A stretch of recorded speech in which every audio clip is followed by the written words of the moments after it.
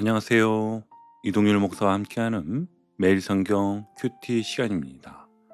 오늘 우리가 함께 나눌 본문은 시편 138편 말씀입니다. 여러분 혹시 이런 경험 있으신가요?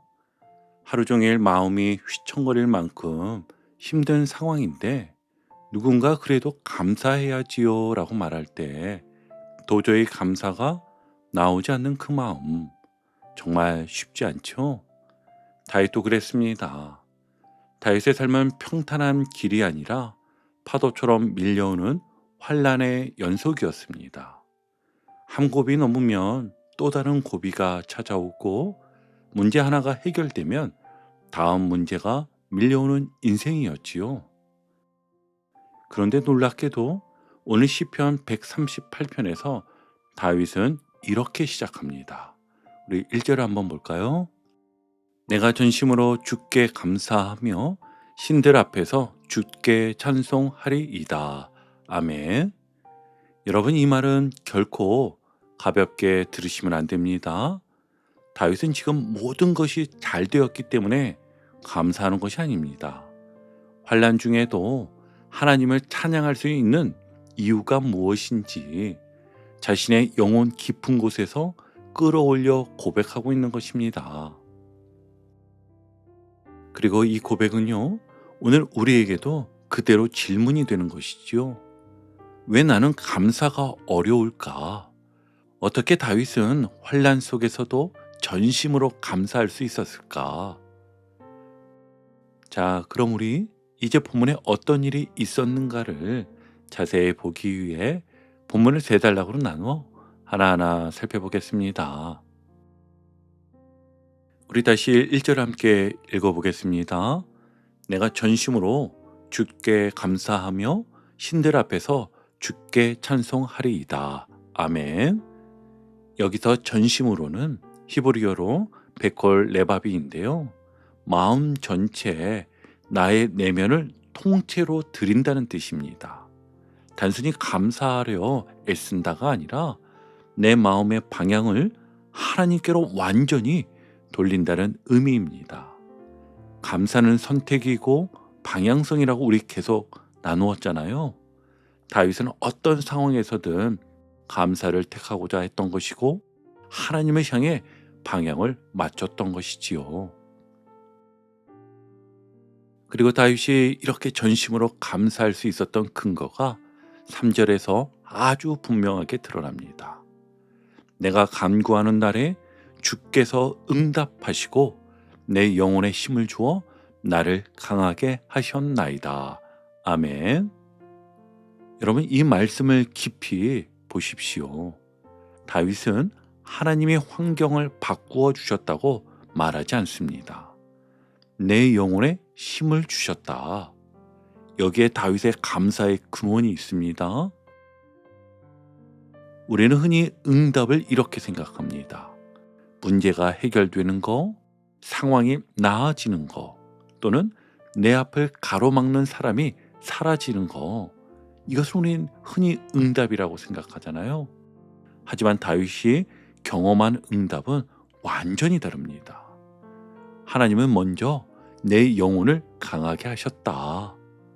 그래서 상황 그대로인데 내 마음이 버텨지고 내가 무너지지 않고 내가 다시 일어설 수 있었던 것입니다.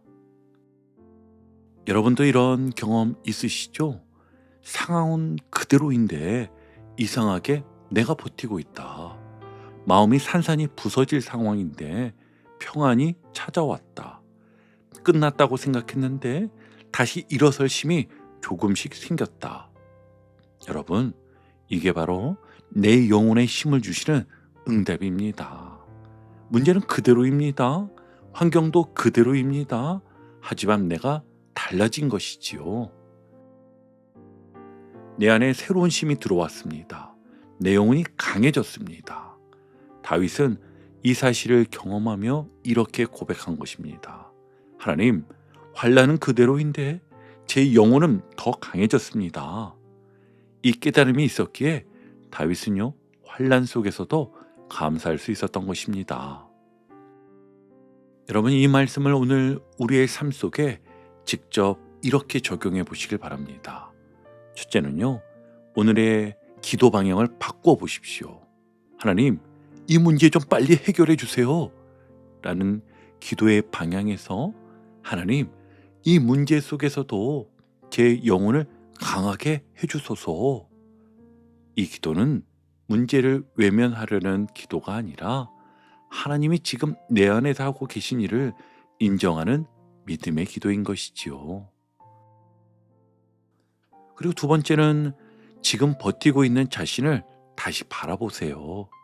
혹시 여러분이 오늘도 무너지지 않고 서 있다면 그건 여러분의 의지 때문이 아닙니다. 말씀처럼 하나님이 이미 여러분의 영혼의 힘을 주셨기 때문입니다. 그러니 이렇게 고백하십시오.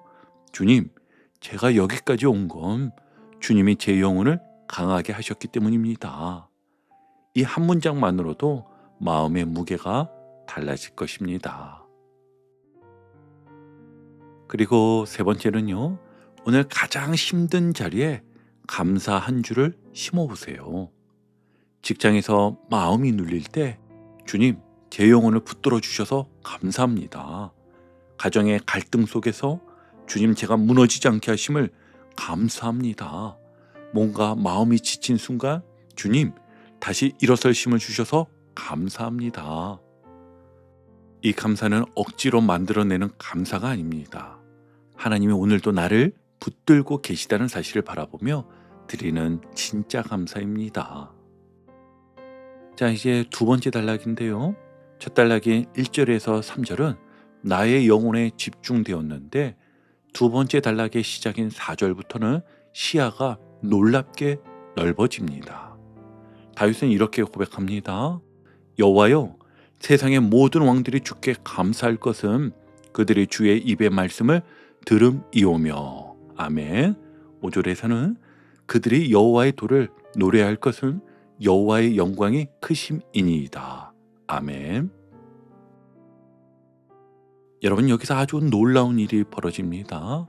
처음엔 내가 전심으로 감사하며 혼자 드리는 감사였는데 이제는 세상의 모든 왕들이 주께 감사한다. 열방의 권세자들까지 하나님을 찬양하는 자리로 확장되었다는 것이지요. 어떻게 이런 일이 가능할까요? 그 이유는 2절에 이미 나와 있습니다. 이는 주께서 주의 말씀을 주의 모든 이름보다 높게 하셨음이라. 아멘. 하나님은 말씀을 높이셨습니다. 그 말씀이 사람의 마음을 흔들고 나라를 흔들고 결국 세상을 흔듭니다. 여러분, 세상 왕들은 쉽게 움직이는 사람들이 아닙니다.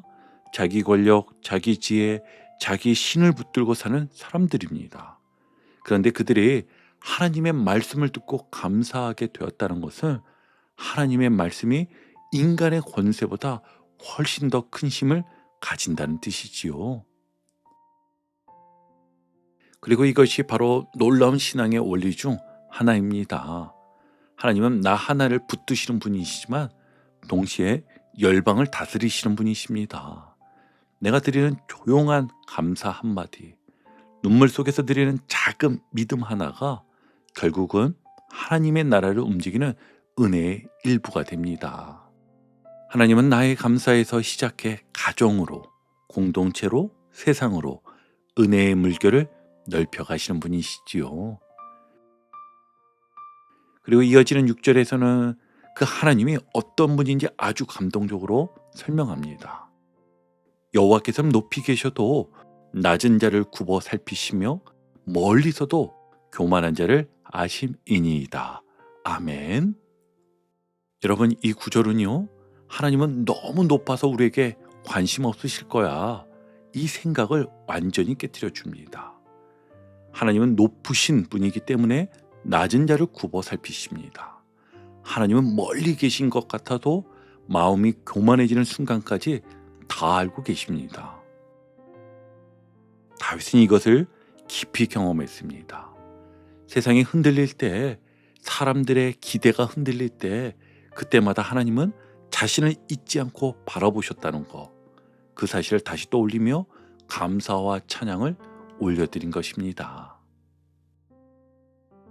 여러분, 두 번째 단락에서 주시는 메시지처럼요, 나의 작은 감사와 순종이 누군가의 감사가 됩니다. 그러니 우리 삶의 현장에서 이렇게 적용해 보아요. 첫 번째로는요, 내가 드리는 작은 감사가 가정의 분위기를 바꿉니다. 집에 들어갈 때 또 힘든 하루가 시작되겠네 하고 들어가는 것과 작게라도 하나님 오늘도 도우실 줄 믿습니다 하고 들어가는 것은 완전히 다릅니다. 이 작은 변화가 부부의 마음을 열고 자녀의 마음을 부드럽게 해줍니다. 그리고 두 번째는 내 태도가 직장과 공동체를 살립니다. 오늘 하루 동료에게 이렇게 말해보세요. 힘들지만 그래도 저는 하나님께 감사하기로 했습니다. 이 한마디가 누군가에게 나도 다시 힘을 내볼까 하는 용기를 줍니다. 이것이 바로 개인의 감사가 세상의 감사로 확장되는 4절의 메시지인 것이지요. 그리고 세 번째는 하나님은 높아서 멀리 계신 분이 아니라 나를 굽어 살피시는 아버지이십니다. 힘든 날일수록 이 말씀을 꼭 마음에 붙들어 보세요. 여호와께서는 높이 계셔도 낮은 자를 굽어 살피신다. 이 말씀이요, 나는 잊혀진 존재가 아니구나라는 확신을 줄 겁니다. 그리고 이렇게 기도해 보세요. 하나님, 제가 작아 보이는 순간에도 저를 굽어 살피시는 주님을 신뢰합니다. 이 한 문장만으로도요, 마음의 무게가 절반은 내려갈 것입니다. 자, 이제 마지막 7절과 8절로 가보겠습니다. 다윗은 이렇게 고백합니다. 7절에 한번 볼까요? 내가 환난 중에 다닐지라도 주께서 나를 살아나게 하시고 주의 손을 펴사 내 원수들의 분노를 막으시며 주의 오른손이 나를 구원하시리이다. 아멘. 여러분, 여기에서 다윗은 환난을 피할 수 있었다고 말하지 않습니다. 오히려 환난 중에 다닌다고 고백합니다. 그러니까 이 말은요, 하나님을 믿는 사람도 환난을 겪는다는 사실을 인정하는 거예요. 그런데 중요한 건 다음입니다. 주께서 나를 살아나게 하시고, 다윗은 환난을 통과할 때마다 한 가지를 정확히 보았습니다. 환난이 끝나서 살아난 것이 아니라 하나님이 살려내셨기 때문에 살아났다는 것이었습니다. 다시 한번요. 환난이 끝나서 살아난 것이 아니라 하나님이 살려내셨기 때문에 살아났다는 것이었습니다. 우리가 지나온 시간도 그렇지 않습니까? 정말 이번엔 못 버틴다 생각했는데 시간이 지나고 보니 내가 살아있습니다. 이건 끝이야 했던 순간이었는데 지금 다시 걸어가고 있습니다. 이게 우리의 의지가 아니라 하나님이 나를 살아나게 하신 흔적입니다. 그리고 다윗은 7절에서 이렇게 고백합니다. 주의 오른손이 나를 구원하시리이다. 아멘. 성경에서 오른손은요, 능력, 보호, 승리를 상징하지요. 즉 다윗은 이렇게 말하는 겁니다. 하나님이 가장 강한 손으로 나를 붙드신다.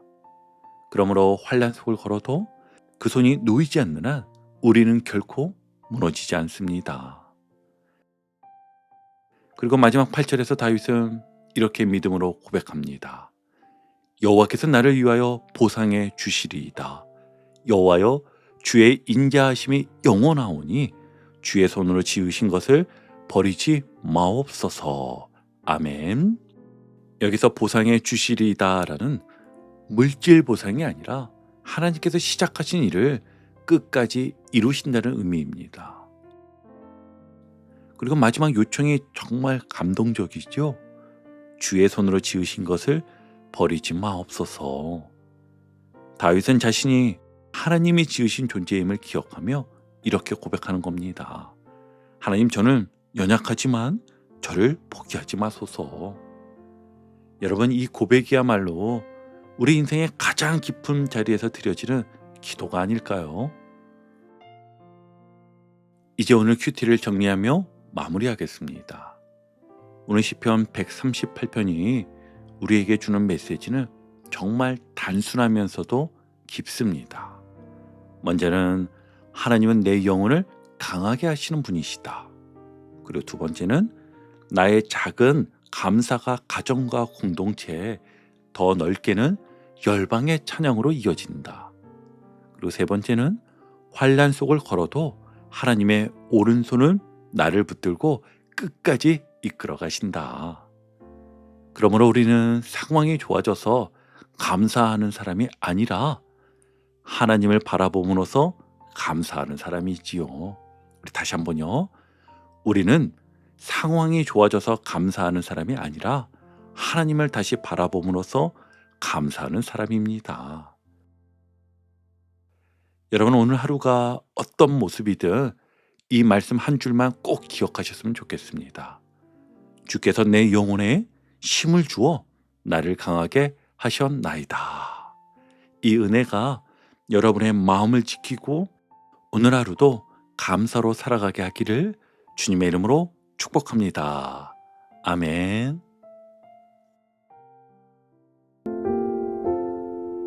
오늘도 복음의 기쁨과 확신으로 승리하는 하루 되시길 축복합니다. 함께 해주셔서 감사합니다. 내일 큐티 시간에 다시 뵙겠습니다.